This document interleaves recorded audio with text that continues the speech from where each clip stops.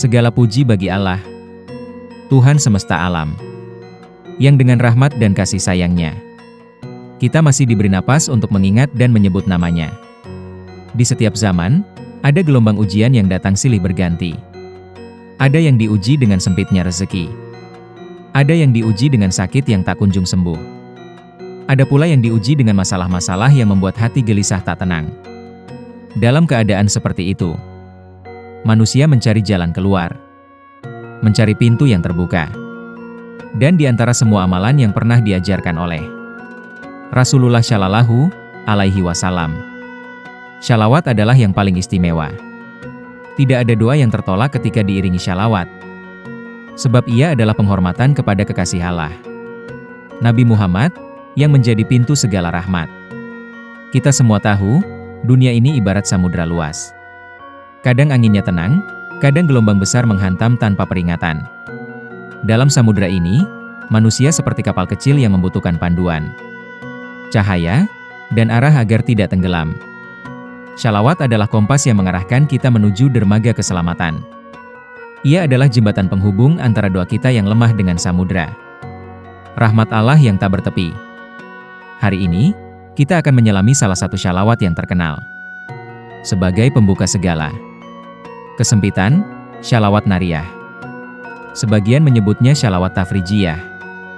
Artinya shalawat pembuka jalan, penghilang kesulitan, dan penarik keberkahan. Banyak orang yang telah merasakan manfaatnya. Dari pedagang kecil di pasar yang dagangannya laris, hingga pemimpin besar yang dilepaskan dari tekanan politik. Dari orang sakit yang mendapatkan kesembuhan, hingga keluarga yang rumah tangganya diselamatkan dari kehancuran. Semua itu mereka rasakan bukan karena shalawat ini memiliki kekuatan selain izin Allah, tetapi karena ia menjadi jalan terbukanya rahmat, sebagaimana dijanjikannya. Namun, sebelum kita melangkah lebih jauh, tanamkan keyakinan ini dalam hati. Setiap amalan tergantung pada keyakinan pengamalnya. Bila hati ragu, hasilnya pun samar. Tetapi bila hati mantap, menyerahkan segalanya pada Allah, maka setiap huruf yang terucap akan menjadi cahaya yang mengetuk pintu-pintu langit. Maka, mari kita duduk dengan tenang, membuka hati, dan siap menyelami kisah, sejarah, dan rahasia shalawat nariyah yang akan kita bahas hingga tuntas. Inilah jalan bagi mereka yang mencari pembuka segala pintu. Dan pintu itu adalah pintu rahmat Allah. Sejarah shalawat nariyah adalah bagian dari khazanah agung umat Islam. Dalam catatan ulama, shalawat ini dinisbatkan kepada seorang wali besar dari Maghrib, yaitu Syaikh Nariyah, yang hidup di wilayah Afrika Utara pada masa kejayaan Islam. Ada pula riwayat yang menyebut, shalawat ini disusun oleh ulama besar abad pertengahan, sebagai bentuk penghormatan kepada Rasulullah, dengan tujuan khusus, memohon kelapangan rezeki, keselamatan dari segala bencana, dan terkabulnya hajat dengan segera. Dalam tradisi para ulama, nama nariyah diambil dari kata nar yang berarti api, melambangkan semangat, penerang kegelapan, dan kekuatan yang membakar segala kesempitan menjadi kelapangan. Di tanah kelahiran Nabi, Jazirah Arab, shalawat ini dikenal sebagai bagian dari amalan tawasul yang diamalkan oleh ulama sufi dan para ahli zikir.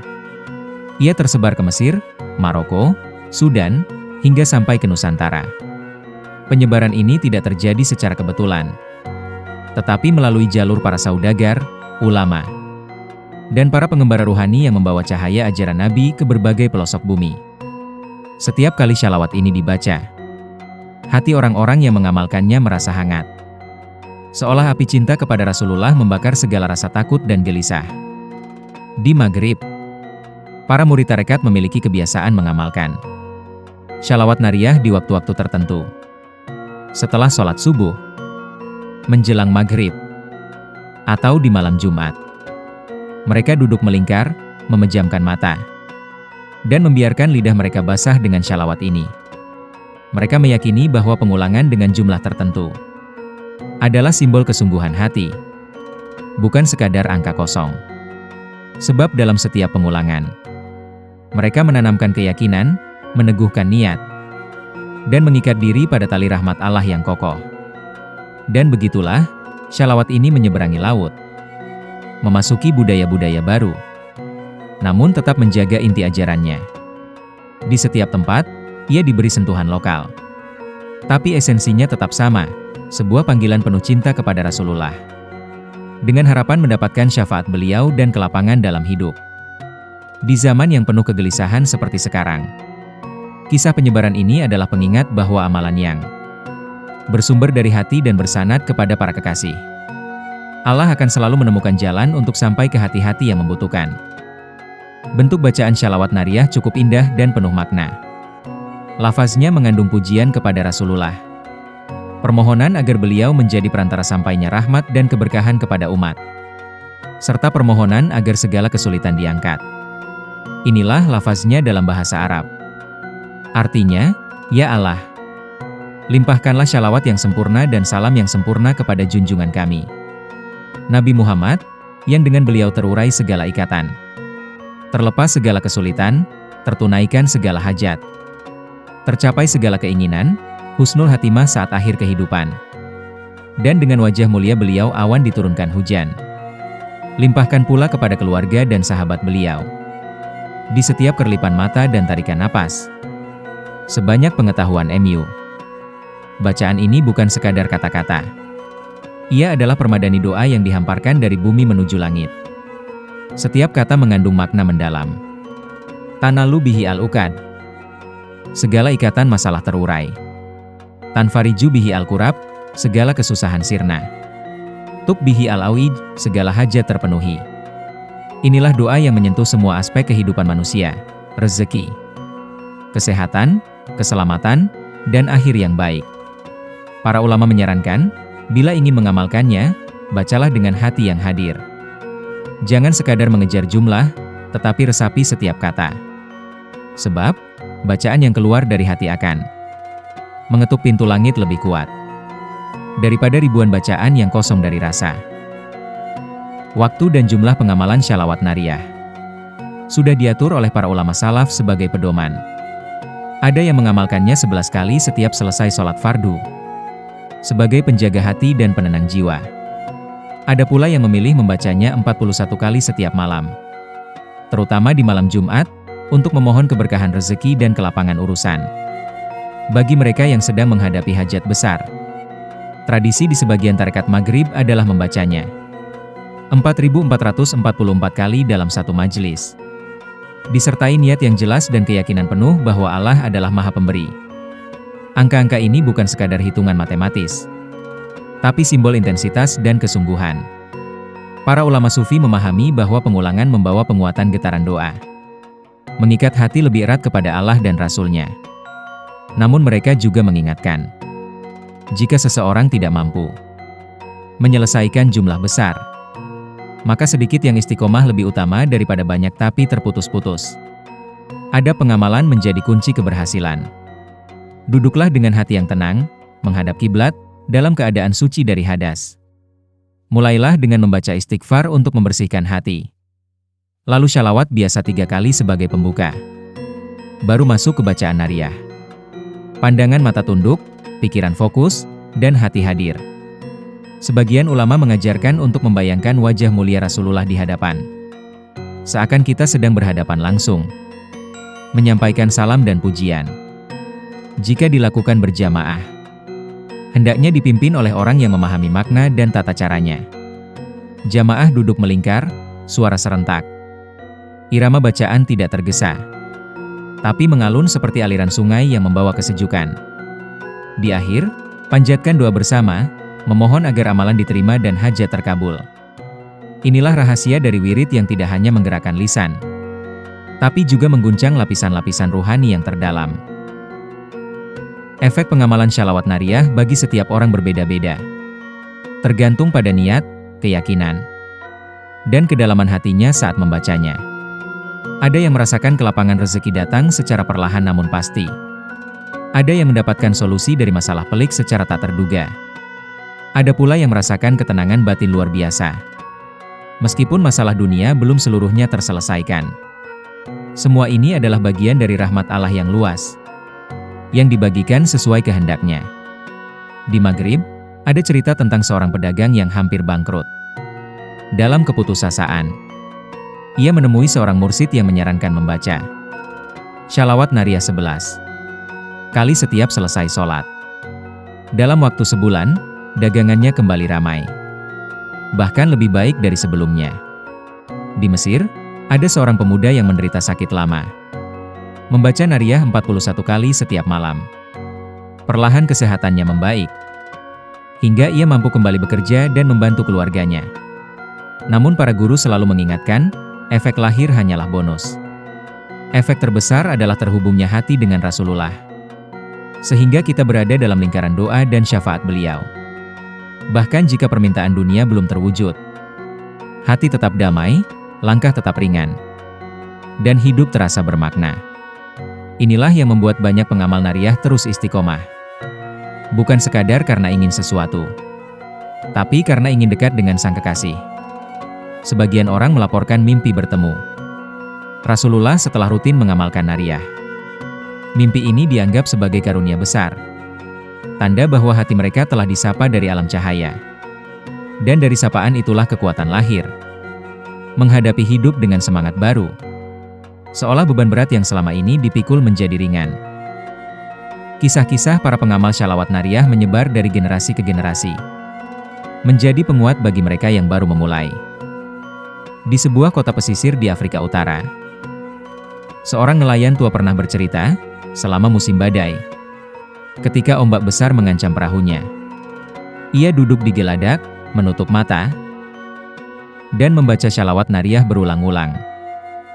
Anehnya, badai mereda, angin berubah arah, dan ia selamat kembali ke pelabuhan. Sejak itu, ia tidak pernah meninggalkan amalan ini.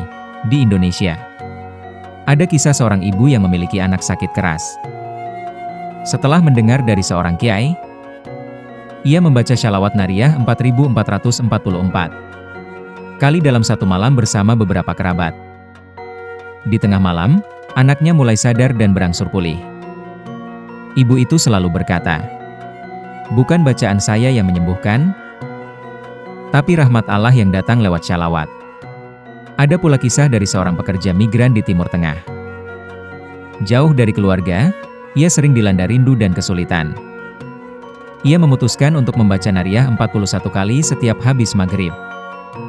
Tak lama, majikannya yang sebelumnya keras berubah menjadi lembut, memperlakukannya dengan hormat, dan mempermudah segala urusannya.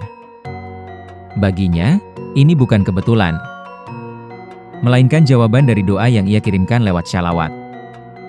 Kisah-kisah ini memberi pesan penting.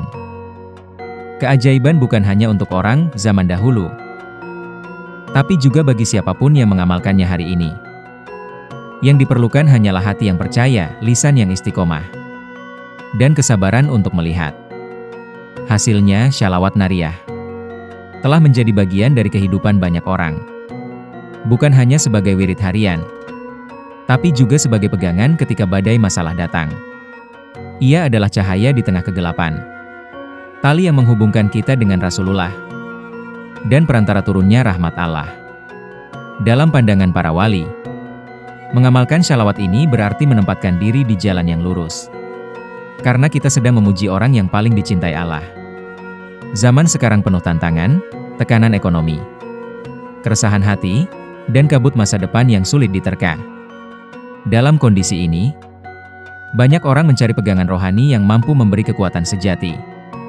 Shalawat nariyah hadir sebagai solusi yang telah teruji berabad-abad. Ia tidak hanya mengobati kegelisahan, tapi juga membuka pintu-pintu keberkahan yang sebelumnya tertutup. Ketika dibaca secara rutin, nariyah membentuk pola energi positif di hati dan pikiran. Pikiran yang sebelumnya penuh kekhawatiran mulai jernih. Hati yang berat menjadi ringan, dan langkah hidup terasa lebih pasti. Para ahli ruhani meyakini, ini adalah buah dari keberkahan nama Rasulullah yang dilantunkan berulang kali. Sebab, menyebut nama beliau dengan penuh cinta adalah seperti menyalakan pelita di dalam jiwa, yang sinarnya tidak akan padam meski badai datang. Dan yang terpenting, shalawat ini mengajarkan kesabaran. Hasil mungkin tidak selalu datang secepat yang kita mau, Tapi ia datang dengan cara yang paling tepat menurut kehendak Allah. Keyakinan ini membuat pengamalnya tidak mudah putus asa. Karena ia tahu bahwa setiap bacaan adalah langkah mendekat kepada Sang Pencipta. Para ahli hikmah mengibaratkan shalawat nariyah seperti kunci yang dapat membuka pintu-pintu langit.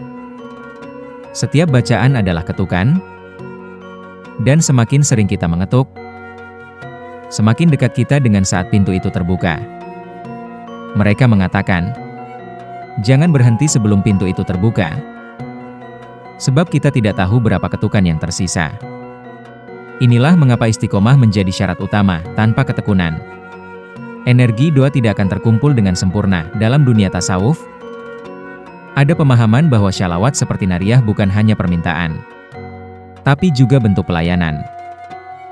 Kita melayani Rasulullah dengan memuji beliau, sebagaimana para sahabat dahulu melayani beliau dengan harta, jiwa, dan waktu sebagai balasannya. Rasulullah melayani kita dengan doa dan syafaat. Hubungan ini bukan transaksi, melainkan ikatan cinta yang suci. Pengamal yang benar-benar meresapi makna nariyah akan merasakan bahwa setiap kata adalah cahaya. Ketika lisan mengucap Allahumma shalli, hati serasa memancar sinar putih yang naik ke langit. Saat menyebut Sayyidina Muhammad, seolah ada kehangatan yang turun menyelimuti jiwa. Dan ketika sampai pada doa, wa ala alihi wa syahbihi wa salim, terasa ada lingkaran keberkahan yang meluas, melindungi keluarga dan orang-orang terdekat. Ada yang bertanya, mengapa harus nariyah? Bukan shalawat yang lain? Para ulama menjawab, setiap shalawat memiliki rahasia dan pintu keberkahan masing-masing. Nariyah terkenal karena kandungannya yang padat pujian dan doa sekaligus, serta telah diuji oleh para ulama dan aulia selama ratusan tahun. Namun yang terpenting, bukan pada pilihan jenisnya, tapi pada kesungguhan hati saat mengamalkannya dalam perjalanan ruhani. Ada masa di mana pengamal shalawat nariyah akan diuji. Ujian itu bisa berupa rasa malas, hilangnya semangat, atau munculnya keraguan. Inilah fase yang menentukan apakah seseorang akan bertahan atau berhenti di tengah jalan. Para guru ruhani menyarankan, ketika rasa itu datang, jangan lawan dengan kekerasan hati, tapi lawan dengan kelembutan. Duduklah sebentar, tarik napas dalam, lalu mulai membaca meski hanya sedikit. Perlahan, aliran rasa akan kembali. Bagi sebagian orang, shalawat ini menjadi pintu masuk ke dunia zikir yang lebih luas. Setelah istiqomah, mereka mulai merasakan getaran halus di dada, mimpi yang lebih jernih, bahkan intuisi yang semakin tajam. Ini adalah tanda bahwa hati mereka sedang dibersihkan, disiapkan untuk menerima cahaya yang lebih terang. Namun para guru selalu mengingatkan, jangan terjebak pada pengalaman-pengalaman itu. Tetaplah fokus pada tujuan utama, mendekat kepada Allah, melalui kecintaan kepada Rasulullah.